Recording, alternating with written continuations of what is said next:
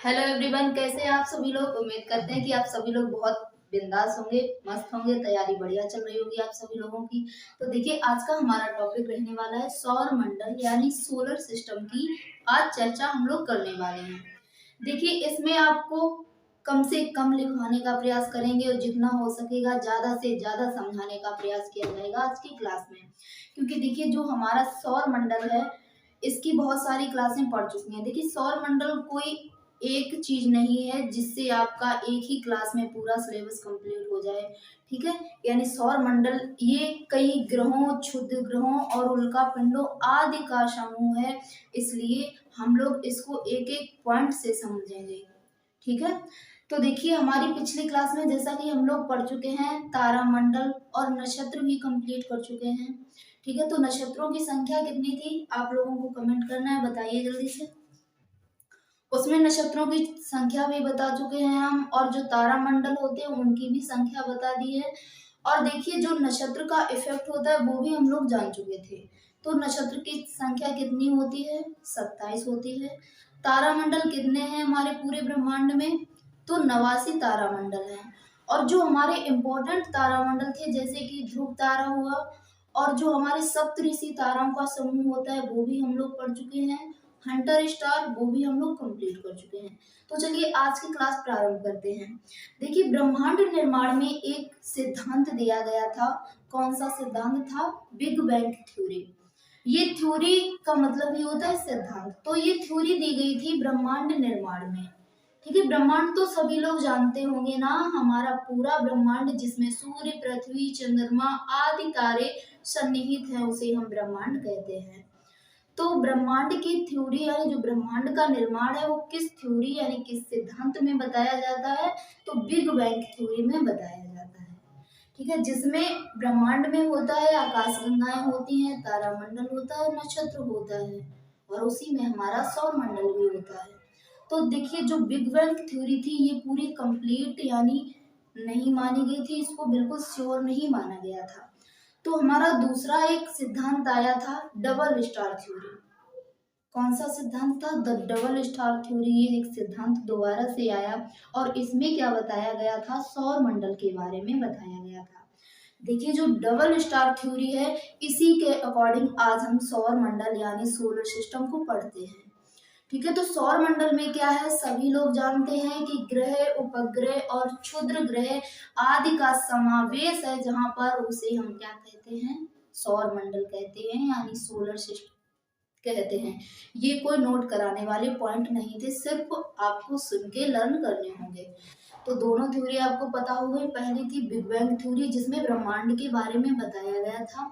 दूसरा हमारा double star theory था जिसमें हम सौर मंडल के बारे में जानते हैं। तो अब देखिए, सौर मंडल हम लोग आज पढ़ने वाले हैं। सौर मंडल में सबसे प्रधान तारा कौन सा होता है? तो सूर्य होता है। कह सकते हैं कि सौर मंडल का प्रधान कौन है, मुखिया कौन है? तो सभी लोग जानते हैं सौर मंडल का प्रधान सूर्य है। क्या है? सूर्य। तो देखिए, क्यों ना हम सौर मंडल चैप्टर स्टार्ट करने जा रहे हैं, तो सबसे पहले हम मुखिया यानी प्रधान के बारे में ही जान लेते हैं, यानी सूर्य के बारे में ही पढ़ लेते हैं। तो देखिए, जब सूर्य के बारे में हम सबसे पहले जानेंगे तो ये बताइए कि सूर्य का जो आंतरिक निर्माण है। देखिए, सूर्य तो सभी ने देखा होगा, सुबह निकलता है ना प्रातः, तो हमको किस तरह का दिखाई देता है? लाल दिखाई देता है, सुबह रेड कलर का दिखाई देता है। तो ये बताइए, जब ये हमें रेड कलर का दिखाई देता है तो उसका निर्माण किससे हुआ है? ये भी तो पॉइंट बनेगा हमारा। इसके बारे में अदर पॉइंट हम लोग बाद में पढ़ेंगे। सबसे पहले तो इसका हम लोग निर्माण पढ़ेंगे। निर्माण में इसमें देखिए, आंतरिक इसमें परतें होती हैं और कुछ बाह्य परतें रहती हैं। अगर टोटल की बात करेंगे तो सूर्य को 6 परतों में हम डिवाइड करके पढ़ेंगे, क्योंकि 3 हमारी बाह्य परतें होती हैं सूर्य के बाहर और 3 आंतरिक परतें होती हैं। तो सबसे पहले हम लोग कहाँ से स्टार्ट करेंगे? आंतरिक परतों से स्टार्ट करेंगे। तो देखिए, इसमें जब हम सूर्य का मैप बनाएंगे, क्या बनाएंगे? सूर्य का डायग्राम बनाएंगे सूर्य, और उससे समझेंगे कि जो आंतरिक परत होती है उससे क्या पॉइंट बनते हैं, तीनों परतों से इंपॉर्टेंट फैक्ट क्या बनेंगे। तो चलिए, इसमें देखिए जब हम इसमें मैप बनाएंगे तो किस प्रकार का, सूर्य इस प्रकार का होता है। ठीक, यहाँ पर ये हमारा फर्स्ट और ये सेकंड और ये थर्ड यानी 3 परतें बनके तैयार हो गई। लेकिन जब इसको हम इस प्रकार से समझेंगे तो ये बहुत बड़ा हो जाएगा। तो इस प्रकार को इसको 360 अंश पर ना रख के इसको 90 डिग्री यानी 90 अंश का रखकर समझेंगे तो आसानी रहेगी। तो इसको 90 डिग्री का बनाइए, फिर इसकी परतों को समझते हैं।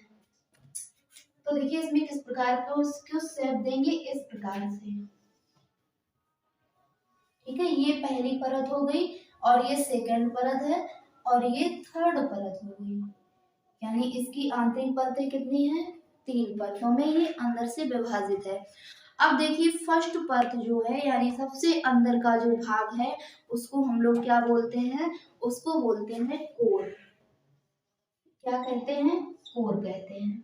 और देखिए अगर सर्वाधिक तापमान की बात की जाए कि सूर्य में सर्वाधिक तापमान कहाँ होता है, तो सबसे आंतरिक परत यानी हम कह सकते हैं कि कोर जो परत होती है इसमें सर्वाधिक टेम्परेचर होता है, सबसे अधिक तापमान यहीं पर रहता है। तो देखिए इस कोर का जो टेम्परेचर है वो है कितना, तो इसका 15 मिलियन डिग्री सेंटीग्रेड इसका टेम्परेचर रहता है। कितना रहता है, 15 मिलियन डिग्री सेंटीग्रेड ये इसका टेम्परेचर रहता है, हमेशा रहता है इतना। ठीक है, ऑल टाइम रहता है। और देखिए कभी बढ़ जाता है कभी घट जाता है, तो उससे क्या इफेक्ट पड़ता है ये हम लोग अभी आगे जानेंगे। ठीक है, तो देखिए इसका टेम्परेचर होगा 15 मिलियन डिग्री सेंटीग्रेड।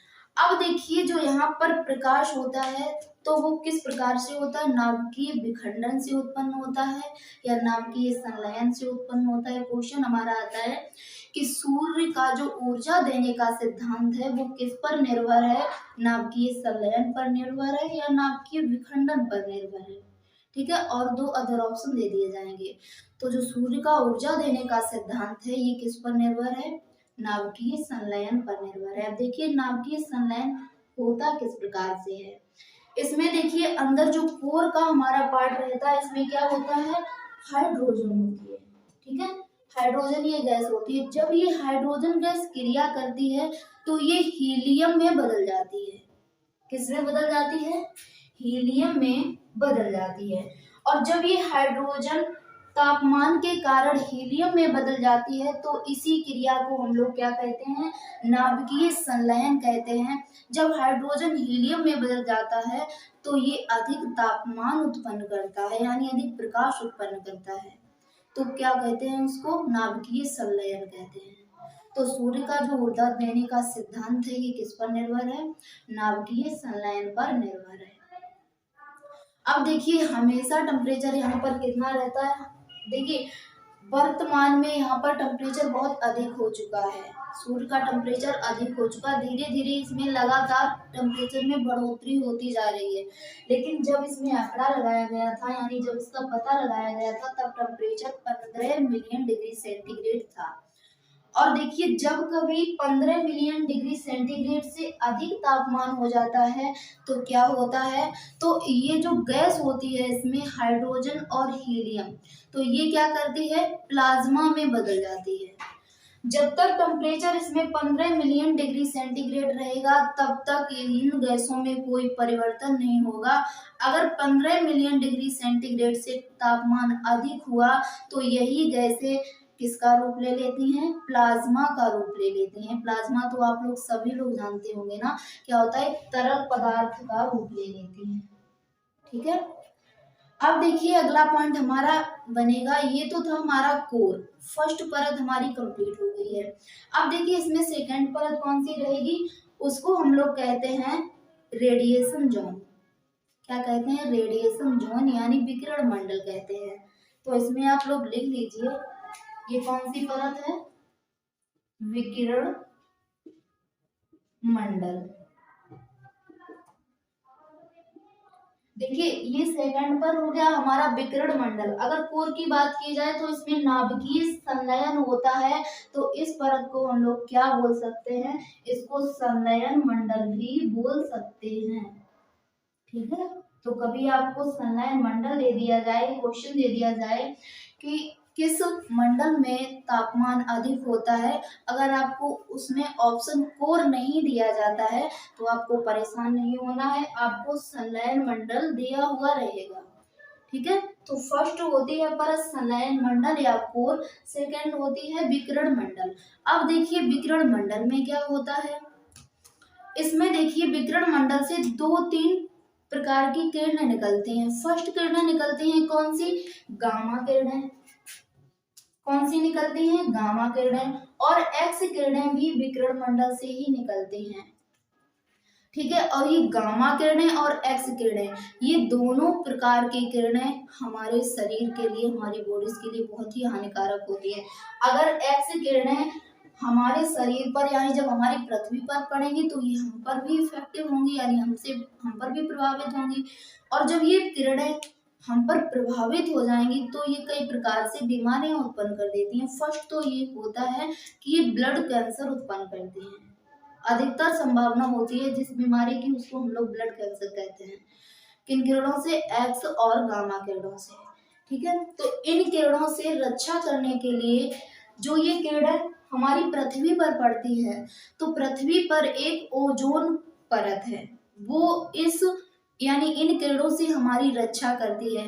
जब ये किरणें हमारी पृथ्वी पर होकर हमारी भूमि पर आती हैं, उससे पहले ओजोन परत इनको वहीं पर डैमेज कर देती है।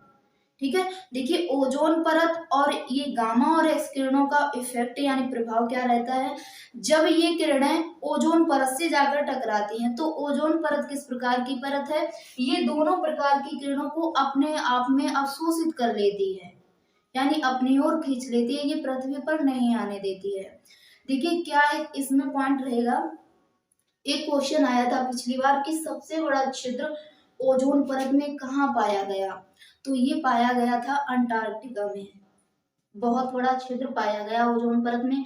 उससे देखिए हानि क्या रहेगी, उससे हानि तो ये देखिए, पहली बात तो ये है कि ये किरणें हमारी पृथ्वी पर डायरेक्ट जा रही हैं। ऐसा तो नहीं है कि हम डायरेक्ट अंटार्कटिका में ही हैं, नहीं है। मान लीजिए ये हमारा अंटार्कटिका हो गया और हम लोग यहाँ पर हैं। किरणें जब अंटार्कटिका पर पहुंची और उस छिद्र के माध्यम से अंटार्कटिका के अंदर यानी हमारी पृथ्वी पर प्रवेश कर रही हैं। कुछ किरणें जरूरी तो नहीं कि वहीं पर रुक जाएंगी। ये किरणें किरणें क्या होता है, ये प्रकाश ही होता है ना, तो प्रकाश जरूरी है कि एक जगह रुकता है, नहीं रुकता है। ये प्रकाश रुकेगा नहीं, ये हमारे ऊपर भी इफेक्टिव होगा, यानी जहां पर हम आएंगे ये पूरा नहीं पहुंचेगा तो थोड़ा बहुत तो इफेक्टिव होगा ही ना, तो ये हमारे लिए हानिकारक है। ठीक है, तो जो एक्स किरणें और गामा किरणें हैं, इनसे हमारी रक्षा कौन सी परत करती है, तो ओजोन परत करती है। अब देखिए ये दो किरणें तो निकलती हैं दो प्रकार की, लेकिन एक और प्रकार की इसमें किरण निकलती है, उसको हम कहते हैं फोटॉन। उसको क्या कहते हैं, फोटॉन कहते हैं। अब देखिए ये बताइए कि फोटॉन का अर्थ क्या होता है, इसका मतलब क्या होता है। फोटॉन ये एक साइंटिफिक नेम है, यानी वैज्ञानिक नाम दिया गया है। हिंदी में आपको बताना है कि फोटॉन किसे कहते हैं। सभी लोग जानते होंगे, इसका जो हिंदी मीनिंग है बहुत ही सिंपल है। बताइए सभी लोग कि फोटॉन किसे कहते हैं, तो किसे कहते हैं, फोटॉन हम लोग कहते हैं जो सूर्य का प्रकाश होता है उसको कहते हैं फोटॉन। ठीक है, यानी जो हमें प्रकाश प्राप्त होता है वो किन किरणों से प्राप्त होता है, फोटॉन किरणों से प्राप्त होता है। ठीक है, तो देखिए अब अगला पॉइंट इसमें हमारा क्या रहेगा, इसमें दो तीन पॉइंट हमारे लिए इम्पोर्टेंट हो गए कि हमें प्रकाश किस मंडल से प्राप्त होता है, तो विकिरण मंडल से प्राप्त होता है। एक्स और गामा किरणें किन परतों से उत्पन्न होती हैं, तो विकिरण मंडल से उत्पन्न होती है, यानी किस मंडल से, तो विकिरण मंडल से। ठीक है, अब देखिए इसमें थर्ड परत कौन सी रहेगी, जिसको हम लोग बोलते हैं संवहन मंडल। जो तीसरा मंडल है वो कौन सा है, संवहन मंडल है। ठीक है, ये तीसरा मंडल हो गया हमारा संवहन मंडल। अब देखिए संवहन मंडल में क्या होता है, इसमें हाइड्रोजन के सेल्स बनते हैं। क्या होता है, इस परत में यानी इस मंडल में छोटे छोटे हाइड्रोजन के सेल्स बनते हैं और देखिए इन सेल्स का मतलब क्या रहता है, यानी ये सेल्स इस पे क्यों रहते हैं। तो देखिए जब प्रकाश यहाँ पर अधिक बनेगा, किसमें अधिक बनता है, कोर यानी संलयन मंडल में प्रकाश अधिक उत्पन्न होता है। और जब प्रकाश कभी अधिक उत्पन्न होगा तो देखिए सूर्य कोई ऐसा तो है नहीं कि सूर्य में एक कमरा है, प्रकाश अधिक बना तो वहां पर स्टोर कर दिया, ऐसा तो है नहीं कुछ वहां पर। तो देखिए क्या होता है, जब प्रकाश अधिक मात्रा में उत्पन्न होता है तो क्या होता है, वो किसी ना किसी माध्यम से बाहर निकलने का प्रयास करता है, ठीक है। और जब वो बाहर निकलेगा तो क्या होगा, किसके माध्यम से बाहर निकलेगा, यहाँ पर प्रकाश बहुत अधिक मात्रा में उत्पन्न हुआ और विस्फोट हो गया, यहाँ पर विस्फोट के माध्यम से प्रकाश निकलेगा। अब देखिए ये सेल्स यहाँ पर हैं, तो ये सेल्स जिस जगह से डैमेज होंगे यानी जिस जगह पर कमजोर होंगे उसी के माध्यम से ये प्रकाश बाहर निकल जाएगा, ठीक है। तो सेल्स का यहाँ पर यही मतलब होता है। देखिए ये पूरे चारों तरफ इन सेल्स का वो होता है, आवरण चढ़ा रहता है, यानी जो ये हमारा संवहन मंडल होता है इसमें राउंड, पूरे राउंड में क्या होते हैं, सेल्स होते हैं। उसका देखिए मतलब क्या रहता है, जो प्रकाश होता है वो अगर मान के चलिए कभी अधिक प्रकाश उत्पन्न नहीं हुआ तो जितना प्रकाश इसमें निहित है उतना तो रहेगा, ये अधिक प्रकाश को बाहर नहीं जाने देते हैं ये सेल्स, ठीक है। अब देखिए जब कभी अधिक प्रकाश होगा तो जहां पर सेल्स डैमेज हो गए उनसे ये प्रकाश होकर बाहर निकल जाएगा, यानी जितनी क्षमता है रोकने की उतना तो ये रोकेंगे प्रकाश, लेकिन जहां पर ये सेल्स कमजोर पड़ गए वहीं से प्रकाश बाहर निकल जाता है।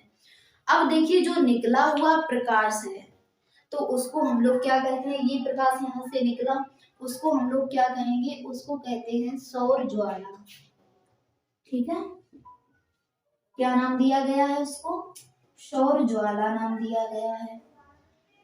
अब देखिए कुछ हमारे फैक्ट हैं जो इम्पोर्टेंट बनेंगे सौर ज्वाला से। फर्स्ट क्वेश्चन तो हमारा यही रहेगा कि जो सौर ज्वाला का टेम्परेचर होता है यानी तापमान रहता है वो कितना रहता है, तो 6000 डिग्री सेंटीग्रेड इसका तापमान रहता है। कितना रहता है, 6000 डिग्री इसका टेम्परेचर रहता है। देखिए जो ये प्रकाश बाहर निकला है वो कहाँ से निकला है, संलयन मंडल यानी कोर से निकला है। कोर में टेम्परेचर कितना था, 15 मिलियन डिग्री सेंटीग्रेड कोर में टेम्परेचर था। और जब तक ये प्रकाश बाहर निकला यानी संवहन मंडल से ये बाहर निकला तब तक इतना इसका टेम्परेचर कितना रह गया, 6000 डिग्री सेंटीग्रेड रह गया। यानी जो ये परतें हैं कुछ प्रकाश इन परतों ने अवशोषित कर लिया, तो निकलते निकलते इसका टेम्परेचर रह गया 6000 डिग्री सेंटीग्रेड। अब देखिए दूसरा फैक्ट हमारा इससे बनेगा, इसको नाम क्या दिया गया है, सौर ज्वाला नाम दिया गया है, ठीक है। यानी ये एक प्रकार की सूर्य की लपटें ही होती हैं, ठीक। अब देखिए जो ये प्रकाश होता है ये हमारी पृथ्वी पर किस प्रकार से इफेक्टिव रहता है, पृथ्वी को किस प्रकार से प्रभावित करता है। तो देखिए यहाँ पर हमारी ये पृथ्वी हो गई, ये हमारी पृथ्वी है, ठीक है।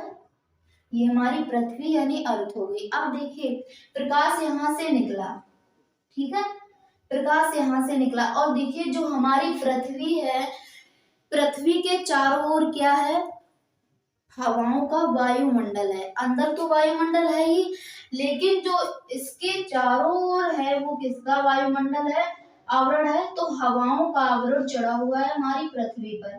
तो देखिए कोई भी चीज हुई, जैसे हमने आपको पिछली क्लास में पढ़ाया कि जो उल्का पिंड होते हैं वो हमारी पृथ्वी पर गिरते हैं। तो देखिए ये प्रकाश, ये जो हवा का वायुमंडल इस पर है, हवा की परत है, तो ये कई चीजों से हमारी रक्षा करती है। जैसे क्या होता है, कई तो तारे होते हैं जो आपस में टकराते हैं लेकिन गिरते कहाँ हैं, हमारी पृथ्वी पर गिरते हैं आखिर।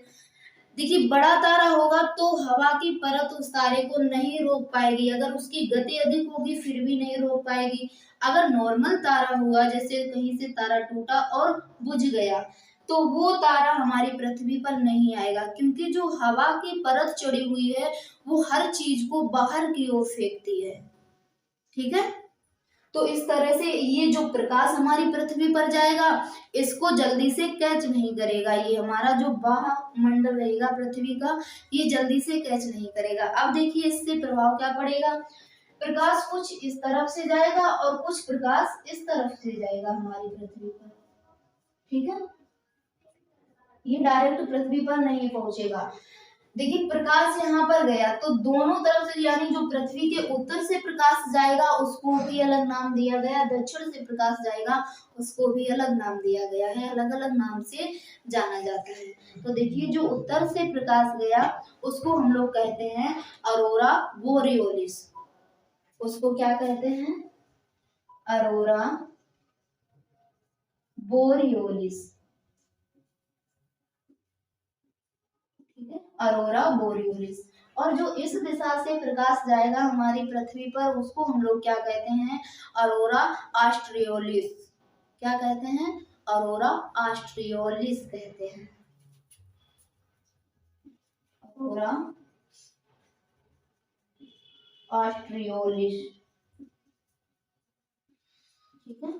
अब देखिए ये प्रकाश यहाँ पर जाएगा तो जो वायु की परत चढ़ी हुई है, जब ये प्रकाश पृथ्वी में अंदर जाने का प्रयास करेगा और जो पृथ्वी पर वायु की परत चढ़ी हुई है वो इस प्रकाश को बाहर की ओर धकेलेगी, तो क्या होगा, इनमें घर्षण उत्पन्न हो जाएगा। घर्षण में क्या होता है, जैसे मान के चलिए दो व्यक्ति आपस में लड़ रहे हैं, ठीक है, तो क्या होता है वो अपनी तरफ से ताकत लगा रहा है, वो अपनी तरफ से ताकत लगा रहा है, अगर क्या होगा एक भी व्यक्ति कमजोर है तो उसी तरफ वो गिर जाएंगे। तो इसमें क्या होता है, अगर टेम्परेचर अधिक है इस सौर ज्वाला का तो वो हमारी पृथ्वी पर इफेक्टिव हो जाता है, अगर इसका तापमान कम है तो हमारी पृथ्वी पर जो हवा की परत है वो इस प्रकाश को घर्षण होता रहता है जब तक एक चीज इसमें डैमेज नहीं हो जाती, या तो हमारी जो हवा की परत है ये कमजोर पड़ जाए तो प्रकाश अंदर चला जाए, अगर जो ये सौर ज्वाला है ये थोड़ी कम हो जाए यानी इसका तापमान कम हो जाए तो ये हमारी पृथ्वी पर नहीं जाएगा, ठीक है। तो दोनों में जब घर्षण होता है तो एक ध्वनि और उत्पन्न होती है। अब यहाँ तक समझ में आया। अब देखेंगे हम लोग इसमें आगे, जैसे कि यहाँ पर जो सौर ज्वाला होती है इसका प्रॉफिट लॉस भी होता है। पहले इसमें एक पॉइंट और समझिए, ये सौर ज्वाला है जो अधिक तापमान से बाहर निकलती है, लेकिन एक प्रकार की ऊर्जा और होती है जो बाहर तो निकलती है लेकिन क्या होता है उसका टेम्परेचर यानी तापमान इतना अधिक नहीं होता है जितना अधिक होता है इसका सौर ज्वाला का, ठीक है। तो जो हल्की निकलती है उसको हम लोग क्या कहते हैं, उसको हम लोग कहते हैं सौर कलंक, उसको नाम क्या दिया गया है, सौर कलंक कहते हैं। अब देखिए जब यहाँ पर सौर ज्वाला का तापमान कितना है, 6000 डिग्री सेंटीग्रेड है, तो सौर कलंक का भी कुछ ना कुछ तापमान रहेगा, उसका तापमान कितना होता है, तो इसका होता है 4000 से लेकर 1500 डिग्री सेंटीग्रेड तक तापमान रहता है। कितना रहता है, 4000 डिग्री सेंटीग्रेड से लेकर 1500 डिग्री सेंटीग्रेड तक तापमान रहता है सौर कलंक का। अब देखिए ये जो प्रकाश होता है ये बाहर नहीं जाता है, यहीं तक इसकी लिमिट रहती है, यानी ये प्रकाश यहीं तक रहता है, बाद में दोबारा से ये परत अवशोषित कर लेती है। जैसे क्या हुआ, ये प्रकाश यहाँ से निकला और इसकी गति भी नहीं है तेज और ये प्रकाश भी तेज नहीं है, तो क्या होगा जब ये प्रकाश यहाँ से निकलेगा, अब गति भी तेज नहीं है, जैसे मान के चलिए पृथ्वी पर बहुत सारे हमारे सौर मंडल में तारे हैं, उनमें जो क्षुद्र तारे होते हैं, छोटे तारे होते हैं, मान के चलिए ये हमारा बृहस्पति ग्रह है, ठीक है, और इसके पास कोई छोटा सा तारा है, तो जो बृहस्पति है ये क्या करेगा, इसमें देखिए दोनों जो ग्रह होते हैं इनमें क्या होता है, चुंबकीय शक्ति होती है, यानी ये किसी भी चीज को अपनी ओर आकर्षित करते रहते हैं। अगर बल के अकॉर्डिंग इस ग्रह में बल कम है यानी इसमें क्षमता कम है तो ये जो बृहस्पति है इसको अपनी ओर आकर्षित कर लेगा, अपनी ओर खींच लेगा, ठीक है। तो यही होता है इसमें, जो प्रकाश यहाँ से निकलता है इसकी स्पीड भी कम है और इसका तापमान भी कम है, दोनों कम होने की वजह से जो यहाँ पर ये संवहन मंडल रहता है इसको दोबारा से खींच लेता है। जैसे इसने निकलने का प्रयास किया भागने का यहाँ से, लेकिन अब क्या है धीरे धीरे जा रहा है और जाने का मन भी नहीं है। तो संवहन मंडल ने क्या किया कि तुम ना जाओ, तुम्हारा तापमान भी नहीं है और तुम्हारी गति भी नहीं है, तुम कहाँ तक जाओगे। उसने दोबारा से इसे अवशोषित कर लिया और इसको कहाँ भेज दिया, कोर यानी संलयन मंडल में दोबारा से भेज दिया। तो इसीलिए इसका तापमान कम रह गया, कितना, 4000 से लेकर 1500 डिग्री सेंटीग्रेड इसका टेम्परेचर रहता है। अब देखिए जो यहाँ पर सौर ज्वाला होती है, इसका इफेक्ट हमारी पृथ्वी पर क्या रहता है, यानी इसका प्रभाव हमारी पृथ्वी से किस प्रकार पड़ता है। पहले तो इसमें लॉस यानी क्या क्या हानि रहती है। फर्स्ट तो हमारा ये है कि संचार में बाधा उत्पन्न हो जाती है। क्यों उत्पन्न हो जाएगी, उसका रीजन देखिए। ये किरणें यहाँ पर पड़ी हमारी पृथ्वी पर, ठीक है। अब ये इस तरफ पड़ी हैं और जो भी व्यक्ति यहाँ पर होगा, मान के चलिए वो लैपटॉप या कुछ भी अपना कंप्यूटर या मोबाइल चला रहा है, तो जो किरणें यहाँ पर हैं, अब देखिए हमने अभी आपको बताया कि जो ये हवा की परत चढ़ी हुई है, ये हर चीज को बाहर की ओर धकेलती है। जो यहाँ पर प्रकाश होगा ये अंदर आने का प्रयास करेगा, तो यहाँ पर घर्षण होगा। घर्षण से क्या होगा, कोई व्यक्ति यहाँ पर मोबाइल चला रहा है या कंप्यूटर चला रहा है, तो उसमें जो संचार माध्यम होगा उसकी नेटवर्क में प्रॉब्लम आएगी, क्योंकि जो हमारी पृथ्वी है ये कंपन करना शुरू कर देती है। घर्षण में क्या होता है, जब ये अपनी ओर आकर्षित करेगा पृथ्वी को, ये सौर ज्वाला, तो ये पृथ्वी कंपन करने लगती है और कुछ ध्वनि भी उत्पन्न करती है, तो इसलिए संचार माध्यम में बाधा उत्पन्न हो जाती है। सेकंड लॉस हमारा क्या रहेगा, इससे कि पृथ्वी के तापमान में वृद्धि हो जाती है। जायज सी बात है कि जब टेम्परेचर यहाँ से अधिक निकला तो ये कहीं ना कहीं तो जाएगा। अगर बिल्कुल भी हमारी पृथ्वी पर नहीं गया, फिर भी हमारी पृथ्वी के आसपास तो है ना। जैसे मान के चलिए आग जलाते हैं हम सर्दियों में, तो क्या होता है, हम आग में बैठते थोड़ी ना है। ऐसा हुआ है कि हमने आग जलाई, आग में बैठ गए सर्दी की वजह से, ऐसा नहीं है। तो क्या होता है, आग जलाते हैं, आग के आसपास बैठते हैं सभी लोग, तो उससे क्या होता है कि हमारी बॉडी में थोड़ा तापमान बढ़ता है, हमें गर्मी मिलती है। तो पृथ्वी में टेम्परेचर यानी तापमान हो यहाँ पर जो है सौर ज्वाला अंदर प्रवेश नहीं की है, फिर भी ये आसपास तो भटक रही है ना हमारी पृथ्वी के, तो पृथ्वी का टेम्परेचर कैसा होगा, बढ़ेगा। इसलिए ये भी लॉस है हमें कि पृथ्वी का जो टेम्परेचर है वो बढ़ता है, संचार माध्यम में बाधा उत्पन्न हो जाती है। थर्ड हमारा ये रहेगा कि पृथ्वी के वायुमंडल में घर्षण उत्पन्न होता है, उस घर्षण की वजह से ही संचार माध्यम में परेशानी उत्पन्न होती है। तो ये कुछ लॉस रहते हैं सौर ज्वाला की हमारी पृथ्वी के लिए, ठीक है। अब देखिए इसमें एक पॉइंट हमारा ये बनेगा, जो यहाँ पर सौर कलंक होता है, जिसको हम लोग बोलते हैं सोलर स्पॉट साइकिल, ठीक है। इसका समय कितना होता है, इससे क्वेश्चन हमारे बनते हैं, तो इसको पहले हटा देते हैं, फिर उसके बाद हम लोग इसको थोड़ा अच्छे से समझने का प्रयास करेंगे।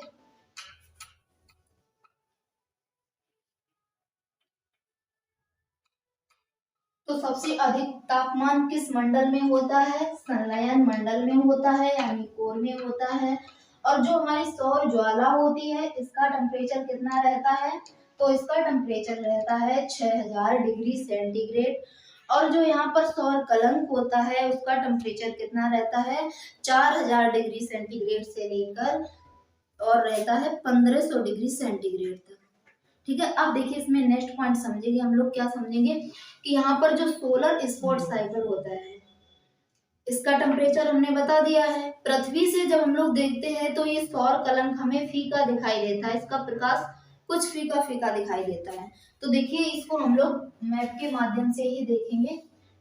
ये है हमारा फर्स्ट और ये सेकंड, ये तीनों बातें हो गई हमारी। अब देखिए यहाँ पर क्या होगा, जो सोलर स्पॉट साइकिल होते हैं ये कुछ गति करते हैं, ठीक है। ऐसा तो है नहीं कि यहाँ पर ये सेल्स रहते हैं, किस मंडल में रहते हैं, तो ये संवहन मंडल में है, ठीक है। अब देखिए ऐसा तो है नहीं कि प्रकाश ने यहाँ से विस्फोट किया वो इसी रास्ते से निकलेगा, ऐसा नहीं है ना।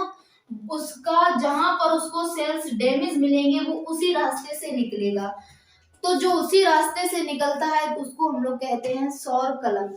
तो देखिए इसमें जो आने और जाने की, मान के चलिए इसको हम पहले 0 डिग्री पर रखेंगे, कितने पर रखेंगे, 0 डिग्री पर, और यहाँ पर 40 डिग्री, ठीक है। इसकी ये लिमिट होती है, जो यहाँ पर सौर ज्वाला निकलती है इसकी ये लिमिट रहती है 0 डिग्री से लेकर 40 डिग्री तक, यानी इतनी ही जगह से ये कहीं से भी निकल सकती है।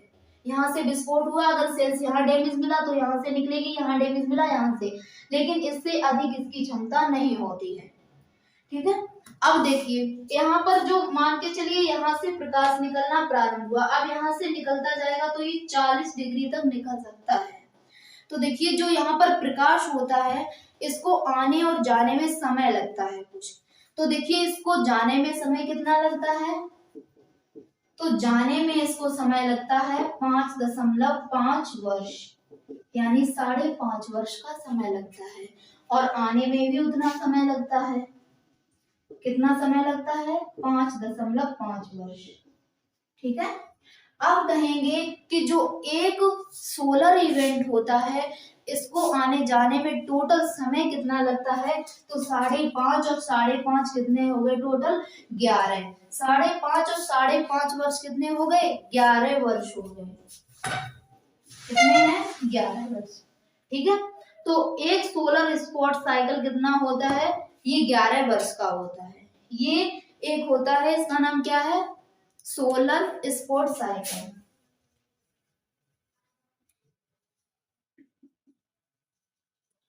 ये होता है।